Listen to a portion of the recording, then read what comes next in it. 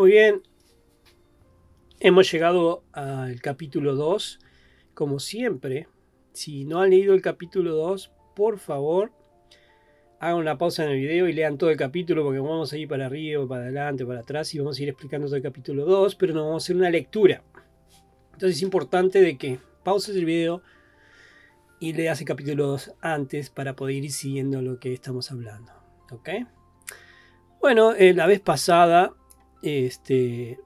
estuvimos hablando del capítulo 1 y vimos algo muy interesante, no sé si lo habrán notado, pero vemos de que Juan dice, estas cosas sucedieron en Betania, luego dice el día siguiente, y al día siguiente, y al día siguiente, y llega a que Jesús quiere irse a Galilea, ¿ok? Entonces, vemos que pasaron, ¿cuántos? 4 días. ¿No? Va pasándolo por días, ¿no, Juan? 4 días. Pero cuando llegamos al capítulo 2, vemos que dice al tercer día. Y esto es un detalle, pero es importante porque luego sugieren confusión, empiezan confusiones con esto, ¿no? ¿Cómo al tercer día si eran 4? ¿Se equivocó Juan? Hubo una explicación media extraña, ¿no? Y la explicación es súper simple, y vamos a verlo.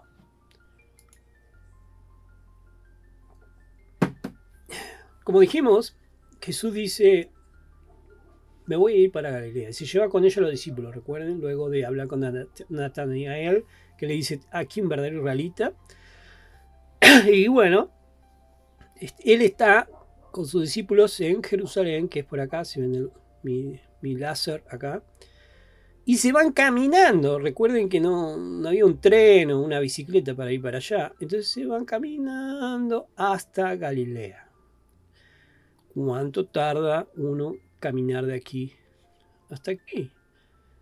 Bueno, son 3-4 días de viajes. Entonces cuando dice al tercer día, es al tercer día de viaje, después de haber hablado con Natanael, se van caminando y tardan 3 días en llegar. ¿Ok? Entonces, al tercer día,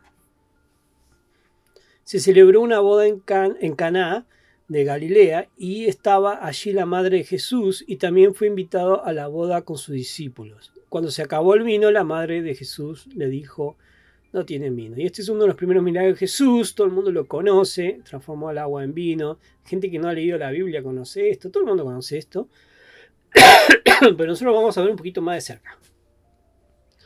Entonces, Jesús y sus discípulos llegan después de 3 días de viaje, y tenemos que entender que la boda ya estaba empezada, que ya había empezado, ¿no? Porque una boda en este tiempo no es como las bodas de ahora. Una boda en ese tiempo duraban una semana promedio, ¿ok?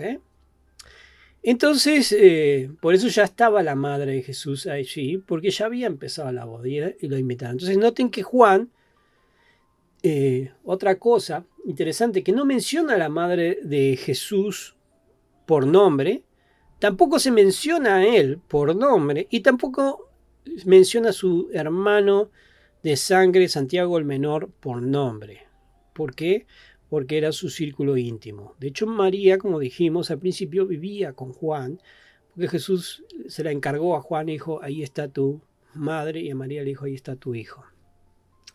De hecho, la fe de Santiago sabemos que murió, porque está escrito en Hechos 12:2. Otra cosa que podemos notar es algo que vamos a encontrar por toda la Biblia, que tal vez no le damos mucha importancia, pero es muy importante, y es esa referencia al tercer día. Porque es una referencia que aparece en toda la Biblia sobre la resurrección del Mesías. ¿Ok? De hecho, vemos en Oseas, ¿no? Nos dará vida después de 2 días, al tercer día nos levantará y viviremos delante de él, ¿no? Es una referencia a la resurrección, al tercer día. Y esto fue escrito, Oseas, 800 años antes de Jesús. De hecho, Jesús mismo va a explicar esto más tarde y va a decir a los discípulos, bueno, ¿vieron todos estos textos como este de Oseas? Se refiere a mí. Ahí estaba, todo este tiempo, al tercer día, ¿no? De hecho, lo vemos en Lucas, dice, comenzando por Moisés y continuando con todos los profetas, les explicó lo referente a él en todas las escrituras. En todas las escrituras hay una referencia de que al Mesías, de cómo el Mesías iba a sufrir y que el Mesías iba a morir y iba a resucitar al tercer día. Increíblemente, simplemente, a pesar de estar todas las pistas ahí, hubo muchos que no creyeron o no querían creer, porque ellos esperaban un Mesías revolucionario. Eso era la expectativa, un Mesías de que iba a derrocar a los romanos, ¿ok? Entonces, todas esas referencias que vamos a encontrar la podemos resumir de una forma, de que algo se muere o se termina, pero revive al tercer día, ¿no? Todo esto, como dije, son simbólicas de que Mesías iba a morir y resucitar el tercer día, ¿no? De hecho, cuando los autores del Nuevo Testamento presentan a Jesús el Mesías, ellos también usan esta referencia o temática del tercer día para presentar al Mesías. Así que toda la referencia del tercer día tienen ese propósito, ¿ok? El lector de Juan, cuando leía esta parte, ¿verdad? En esa época, en el primer siglo, ¿verdad? Entendían perfectamente qué estaba diciendo Juan acá. Sabían de que el tercer día se refería a eso, ¿ok? A nosotros se nos escapa, ¿verdad? Pero tal vez nosotros necesitamos, como a los discípulos, que Jesús nos explique, y bueno, yo les estoy explicando en este momento y explicándole con la palabra de Jesús mismo, ¿verdad? Que a eso se refiere. Ok, continuemos. El texto dice, había allí 6 tinajas de piedra, estas son las tinajas, como vemos aquí, puestas para ser usadas en el rito de la purificación de los judíos. En cada una cabían 2 o 3 cántaros, unos 100 litros. ¿Okay? Estas tinajas ceremoniales se usaban en el pacto, en el viejo pacto, ¿okay? Para lavarse y purificarse. Un buen ejemplo de esto es, ¿se acuerdan cuando los fariseos se quejaban constantemente de que los discípulos no se lavaban las manos antes de comer?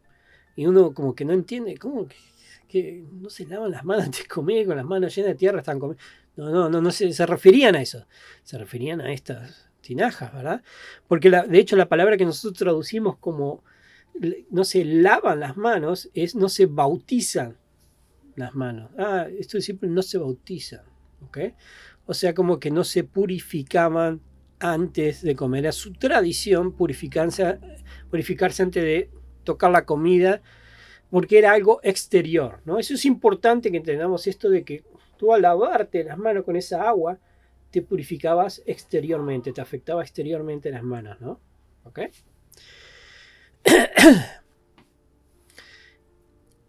¿Por qué? Porque representa el viejo pacto. De hecho, el viejo pacto es así, ¿no? Cuando Moisés rocía la sangre sobre la gente, les cae en la cara, es algo exterior que sucede, ¿ok? Y de eso se trata esta historia, ¿ok? Es importante. Entonces leemos, Jesús dijo, llenen de agua las tinajas, y las llenaron hasta el borde. Entonces les dijo, saquen ahora un poco y llévenlo al mayordomo, el que dirigía la boda, vamos a decir. Y se lo llevaron, al mayordomo probó el agua convertida en vino, sin saber de dónde era, pero los que servían, que habían sacado el agua, lo sabían, ¿no? Entonces el mayordomo llamó al novio luego de probar eso, ¿verdad? Y vamos a ver la reacción, ¿verdad? Pero antes de continuar, quiero recordarles, ¿se acuerdan en la introducción que hablamos de los yo soy de Jesús, ¿verdad? ¿Cuál era uno de los yo sois? Era yo soy la vid verdadera. ¿Y cuál es la idea general de la vid? Si le preguntas a un niño, ¿qué es lo que hace la vid? Bueno, toma agua de la tierra y se convierte en vino a través de su fruto. ¿Ok? Entonces Jesús, por eso es la vid verdadera. Toma agua y la convierte en ¿qué? En vino nuevo. ¿O no? ¿Ok? Y lo pone todo esto importante en la tinaja ceremonial del viejo pacto. ¿Ok? Pero esa tinaja ahora no es para tomar exteriormente, no es para, me lavo las manos con ella, que por eso tenían estas tinajas. Ahora van a tomar de esa tinaja y esa agua va a entrar, o vino, agua convertida en vino, va a entrar interiormente en una idea de que ahora te limpia el corazón. ¿Ok? De hecho, sí, es interesante que en ese tiempo se tomaba vino básicamente todo el tiempo, ¿no? El vino era un vino fermentado alcohólico, ¿no? No era un jugo de naranja como dicen algunos. Probablemente las bodas tomaban vino, ¿verdad? Pero el uso diario, por razones obvias, era agua mezclada con vino, ¿no?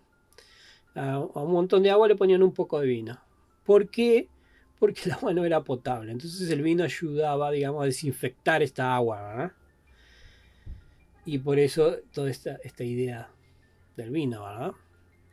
Entonces, ¿qué hace Jesús al poner en esta tinaja vino para tomar interiormente? Es el nuevo pacto, que es interiormente, no como el viejo pacto.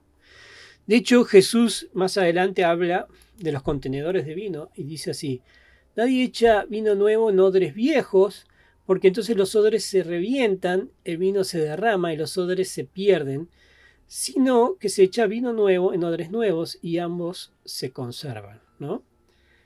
Entonces, ¿qué quiere decir con esto? De que el viejo pacto no funciona junto con el nuevo pacto, ¿ok?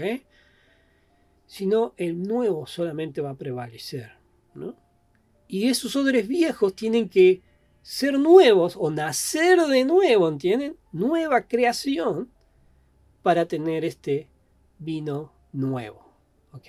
Nacer de nuevo una nueva creación con el vino nuevo. Esa es la idea. A veces se nos pierden ese tipo de cosas porque no entendemos las referencias. Y luego vemos de que si nosotros vemos un poco antes, es María que le dice, ¿sabes qué? No tienen vino, ¿no? Y Jesús le dice, mujer, ¿qué nos interesa esto a ti y a mí? Todavía no ha llegado mi hora. Y como que uno dice, ¿qué es con esto? ¿No? O sea, se molestó Jesús. Pero vamos a ver más adelante que esto no es así. Y qué interesante que va a ser ¿no? Y voy a hacer como un paréntesis aquí antes de seguir con este texto y les voy a decir de que Juan utiliza esta temática de las bodas mucho en su libro y lo van a ver también en su otro libro, ¿no? Evangelio de Juan parte 2, que es el Apocalipsis, que también habla de una boda, es importante y vamos a ver más adelante por qué es lo que quiere decir Juan con este tema de las bodas, ¿no? Entonces, sabemos de que Jesús llegó aquí con sus discípulos, la boda estaba ya empezada, ¿no? Y se queda sin vino, ¿no? Y eso que pase una boda es terrible, ¿ok? Como que se quedaron sin vino, ¿no? Es como que, uy, estás en la boda, en el cumpleaños, ¿no? Y sirvieron un pedazo de torta y ya no hay más torta, ¿no? O sea, es algo que impacta la boda, ¿no? Entonces, María le dice, no tienen vino, ¿no? Entonces vemos esa respuesta de Jesús, ¿no? Una cosa interesante de que mujer, la palabra mujer es gune, probablemente mi pronunciación no era mejor, pero esa es la palabra en griego, pero nosotros lo traducimos así mujer y tal vez hoy en día, ¿verdad? Tipo, como que es un término no tan positivo, pero gune es muy positivo, muy de respeto. Una madre es gune, una mujer casada es gune, una mujer soltera es gune. Es un término respetuoso y uno podría decir como que le dijo señora, pero no hay una palabra exactamente, pero es una palabra agradable, señora, pero de respeto, ¿no? Y Jesús le dice, ¿qué tiene? En otras versiones dice, ¿qué tiene que ver con nosotros, ¿no? Acá dice esto a ti y a mí, o sea, nosotros, ¿verdad?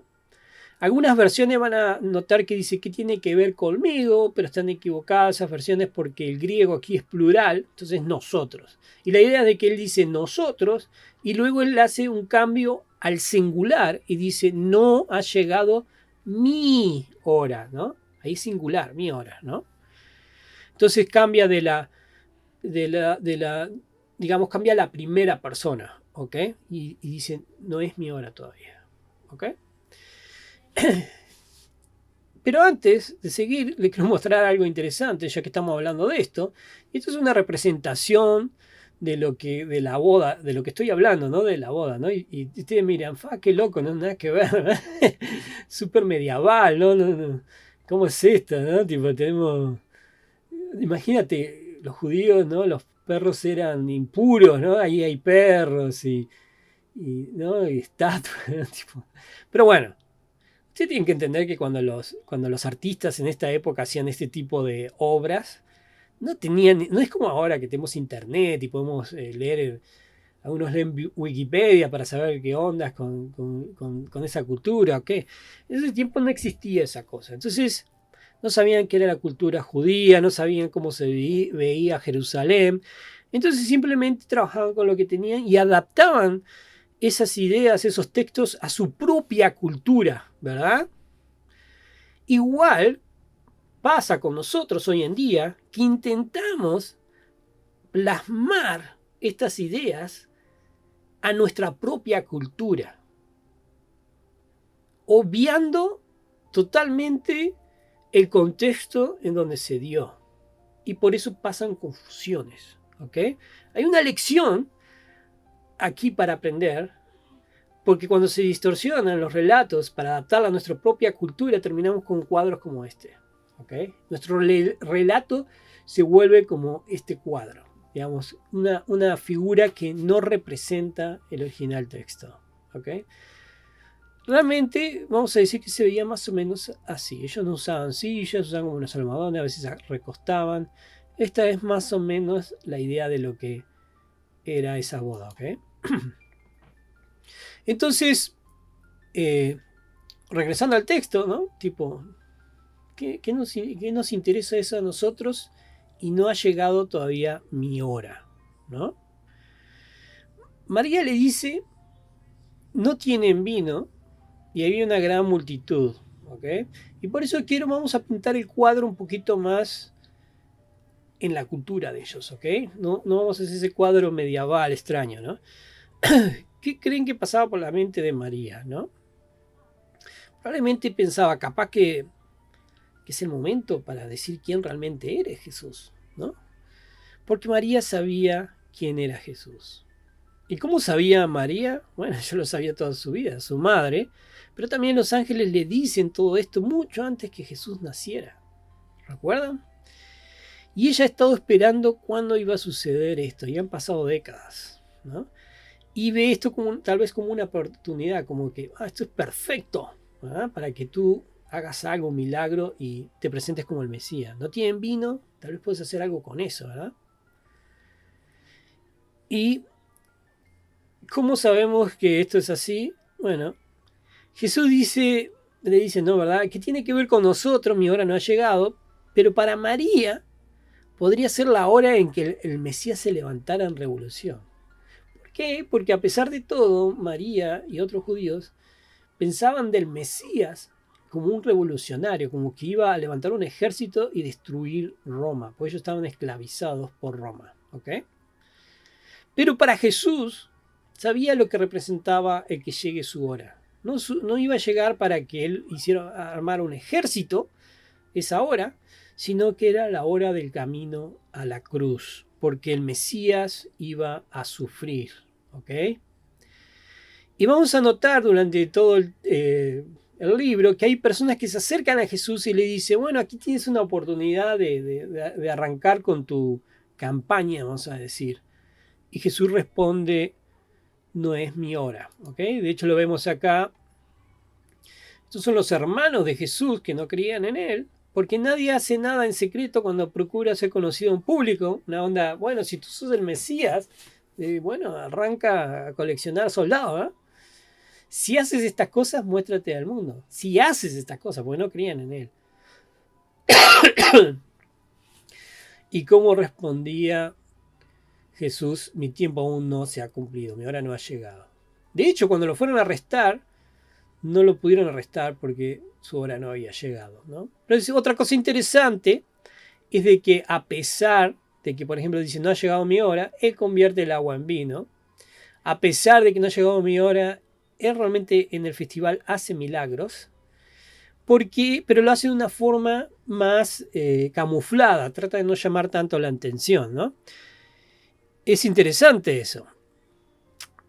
Y por eso concluimos que cuando María le dice lo del vino, es un guiño para dar una oportunidad para mostrarse como el Mesías, ¿no? Porque tal vez no comprendía completamente qué significaba ser el Mesías.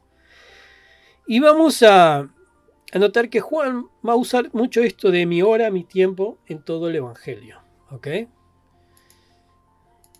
De hecho, vemos aquí ahora, mi alma se ha angustiado y ¿qué diré? Padre, sálvame de esta hora.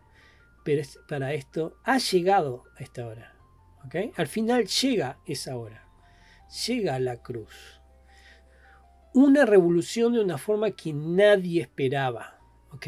Pero no solo se refiere a su muerte, sino a la hora de la manifestación de su gloria, su resurrección también, ¿ok? Ha llegado la hora para que el Hijo del Hombre sea glorificado.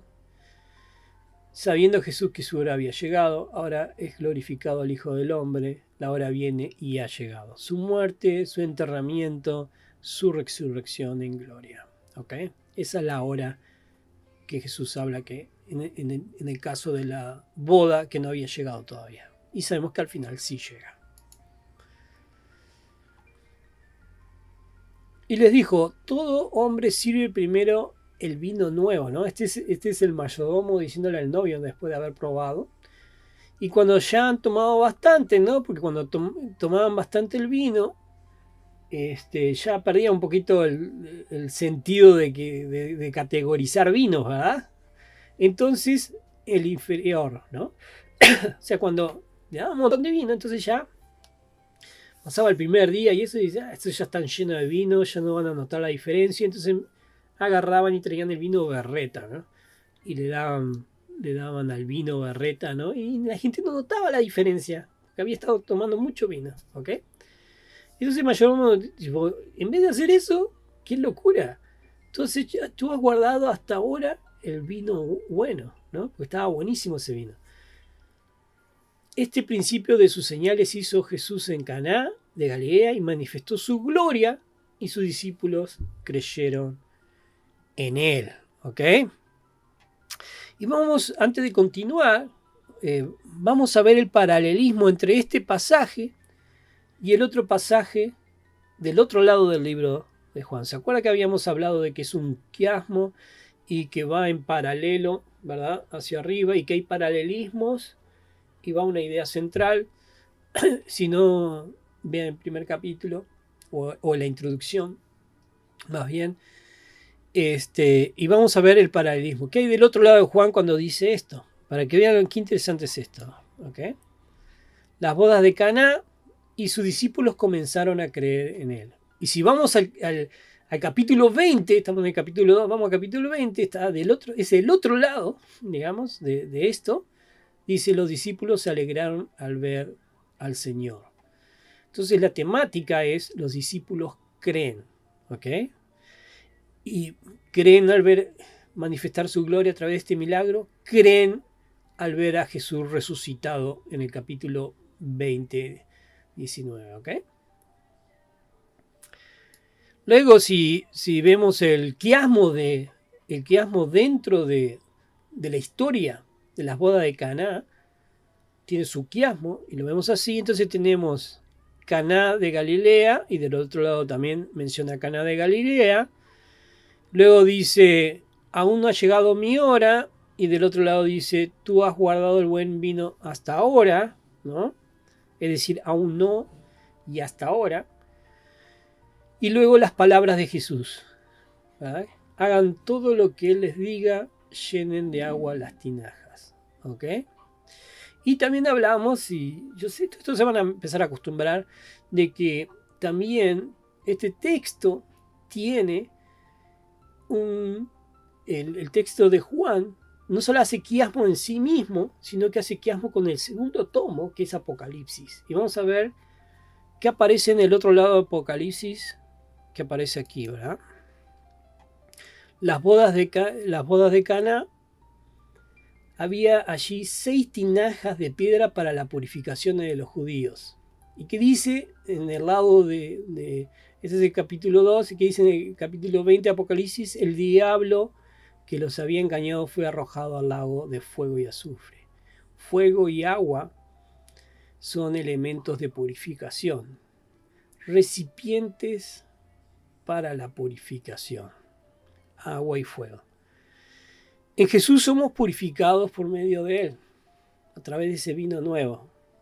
No necesitamos ni las tinajas como antes, y no seremos arrojados al fuego luego. ¿Ok?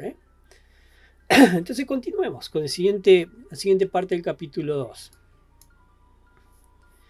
Se acercaba la fecha de la celebración de la Pascua judía, así que Jesús fue a Jerusalén. Vio que en la zona del templo había unos comerciantes que vendían ganado, ovejas, palomas para los sacrificios, y vio a otros que estaban en sus mesas cambiando dinero extranjero. Jesús se hizo un látigo con unas cuerdas y expulsó a todos del templo. Echó las ovejas y el ganado, arrojó por el suelo las monedas de los cambistas y les volteó las mesas, ¿no? Fenómeno este Jesús. ¿Qué es esto? La famosa limpieza del templo, ¿ok? Como notarán, no sé si se hayan puesto a pensar, los otros 3 evangelios ponen esta narración al final, ¿ok? Jesús entra a Jerusalén en un burro, ¿se acuerdan? Y lo primero que hace es ir al templo y purificarlo, ¿verdad? Pero aquí Juan lo pone básicamente al principio. Y vamos a ver teorías sobre esto. ¿Por qué Juan lo tiene al principio y los otros lo tienen al final? Y alguno lo intenta resolver diciendo, ¿sabes qué? Es que hubo 2 limpiezas. Pero como dije, ¿se acuerdan el cuadro medieval ese sobre la boda de Caná? Que nada que ver, que la interpretación del artista, porque no tiene ni idea de la cultura judía y de esa onda, entonces él lo representa lo mejor que puede. Bueno, este es el mismo caso. Tratan de pintar ese cuadro, pero no es así, ¿no? Es un problema de cultura, ¿no? En nuestra cultura, especialmente en nuestra cultura, nosotros validamos lo que es contado cronológicamente, ¿ok? De hecho, cronología es muy importante para nuestra cultura, ¿ok? De hecho, nos vuela la cabeza cuando vemos una película que no está en orden cronológico, ¿verdad? Y dices, wow, ¿qué fue esto, no? Porque nosotros estamos súper acostumbrados y valoramos que todo vaya en un orden cronológico. Leemos un libro, tiene que ir, ¿no?, de principio a fin. Todo tiene que ser cronológico, ¿ok? Pero para los autores antiguos, temática, el tema, a veces era más importante que la cronología. Ellos compilaban los hechos de tal forma en el libro que te diera un mensaje, que te diera el tema, más que los relatos cronológicos, ¿ok? Porque era más importante ese mensaje que querían dar que la cronología de los hechos. Cada evangelio tiene un tema, ¿no? De hecho, en Mateo, el tema es que nos presenta a Jesús como el nuevo Moisés. Por eso Jesús agrupa de tal forma de que Jesús tiene 5 discursos en 5 montañas, representando cada montaña y cada discurso el Pentateuco, porque es el nuevo Moisés, dando el nuevo Pentateuco, vamos a decir. Aquí en Juan, él presenta a Jesús como el templo vivo versus el templo de piedra de Jerusalén. ¿Ok? Y vamos a ver cómo ambos templos pasan pruebas. Ambos templos van a ser probados. Jesús da latigazos al templo de Jerusalén. El templo de Jerusalén le da latigazos a él cuando lo arrestan. Monedas son tiradas en el templo cuando él tira las mesas y caen. Recuerden que las monedas al tocar el templo ya no es purificado, queda contaminado. Y monedas van a ser tiradas por Judas cuando venda a Jesús. Y más cosas. Como si tuviera una lista de que el templo es probado y el templo vivo es probado. El templo viejo es probado, el templo vivo. Hasta la prueba final. Ambos templos son destruidos. Pero solo uno prevalece. Solo uno es reconstruido al tercer día y vence. Porque es una competencia de dos templos. Recuerden eso. Es sumamente importante para entender, especialmente el Nuevo Testamento, porque se habla de eso por todos lados. Luego se dirigió a los que vendían palomas y les dijo: saquen todas estas cosas de aquí, dejen de convertir la casa de mi padre en un mercado o una casa de ladrones, más bien. Entonces sus discípulos recordaron, al ver, ¿no? Jesús está loco, ¿no? Pero recordaron la profecía de las Escrituras que dice: el celo por la casa de Dios me consumirá. Pero los líderes de judíos exigieron: ¿qué estás haciendo? No les gustó nada. Si Dios te dio autoridad para hacer esto, muéstranos una señal milagrosa que lo compruebe. De acuerdo, dijo Jesús, ¿no? Destruyan este templo, y en 3 días lo levantaré. Recuerden que los 2 templos van a ser destruidos, pero uno solo va a ser levantado. Hay varias cosas acá, vamos a ir rápidamente por ella. Aparece a los que vendían palomas, ¿ok? Es interesante porque si tú tenías un mango, podías hacer sacrificios de palomas, ¿no? De hecho lo dice en Levíticos, les voy a leer esa parte del Levítico, dice: sin embargo, si no te alcanza para comprar una oveja, puedes llevarle al Señor 2 tórtolas o 2 pichones de paloma como castigo por tu pecado. Una de las aves será la ofrenda por el pecado y la otra será la ofrenda quemada. ¿Ok? Si eras uruguayo, llevabas palomas, ¿viste? Porque no había plata. ¿Ok? ¿Y por qué menciono esto, no? Porque aquí no saben qué llevaron María y José de ofrenda cuando Jesús nació. De hecho lo vamos a leer, está en Lucas. Luego llegó el tiempo para la ofrenda de purificación, como exigía la ley de Moisés después del nacimiento de un niño. Así que sus padres lo llevaron a Jerusalén para presentarlo al Señor. La ley del Señor dice: si el primer hijo de una mujer es varón, habrá que dedicarlo al Señor. Así que ellos ofrecieron el sacrificio requerido en la ley del Señor, que consistía en un par de tórtolas o 2 pichones de paloma. ¿Okay? ¿Qué nos dice esto? ¿Qué nos dice esto? Porque es importante. Porque eran pobres. ¿Ok? Lo siento a los que les gustan las ideas de prosperidad, de que Jesús manejaba terrible auto. No. Sus padres eran pobres, por eso tuvieron que usar palomas. Jesús era pobre. ¿Ok? Jesús no era rico, como dicen algunos.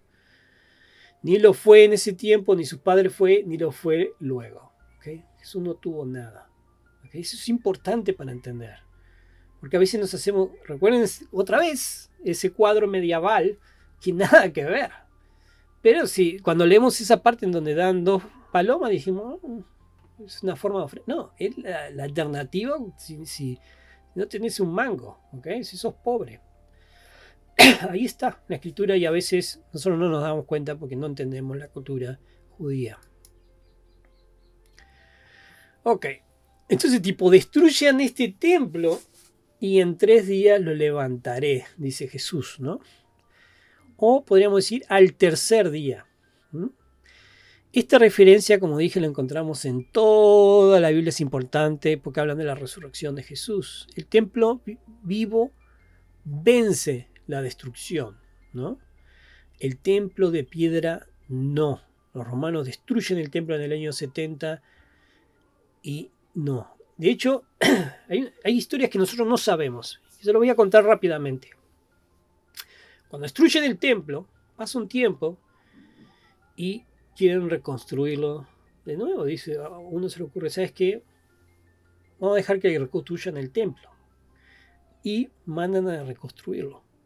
Entonces, cuando van a trabajar, ¿Qué sucede cuando van a trabajar? Esto está en la historia, no está en la Biblia, está en la historia, ¿ok? Está en documentos que fuera de la Biblia, por eso es increíble.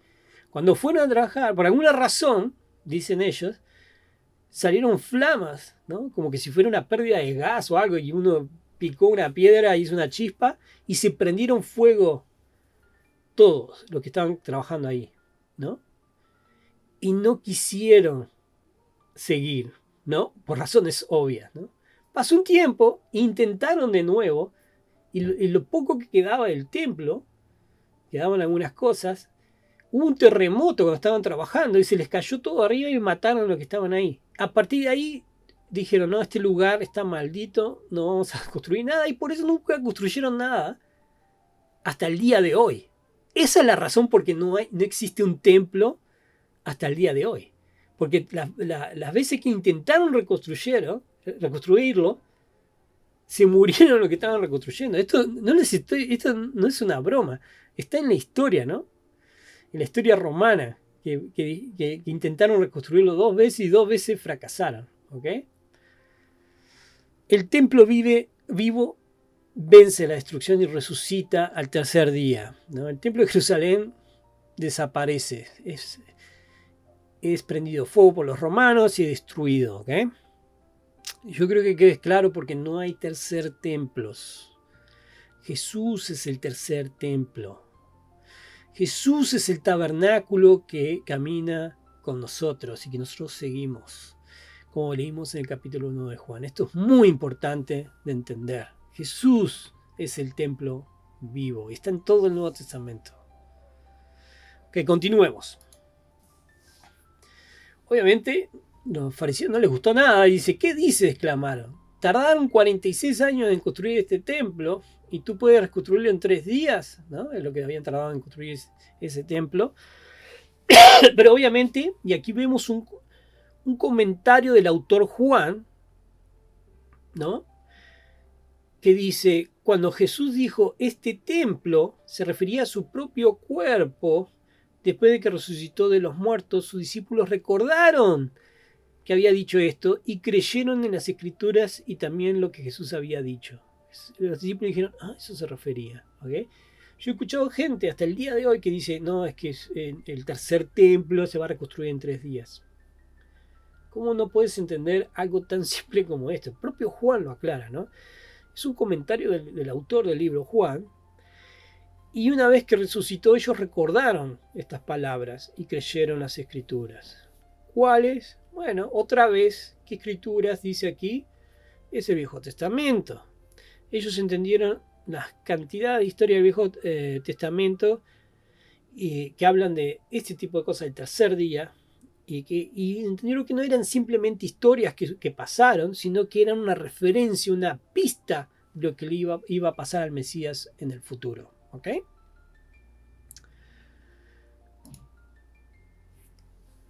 De hecho, lo vemos en Lucas. Dice, no era necesario que el Cristo padeciera todas estas cosas y entrara en su gloria.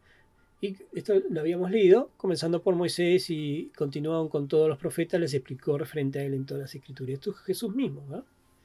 Por eso es importante aprender estas cosas. Así nosotros también creemos. ¿Ok? Por eso, ¿para qué estudiar tanto? Porque así creemos, entendemos mejor. Y hablando de explicaciones, vamos a ver otra vez el quiasmo, ¿no? del texto. Luego vamos a ver el paralelismo dentro del libro de Juan y el quiasmo con Apocalipsis. ¿Ok?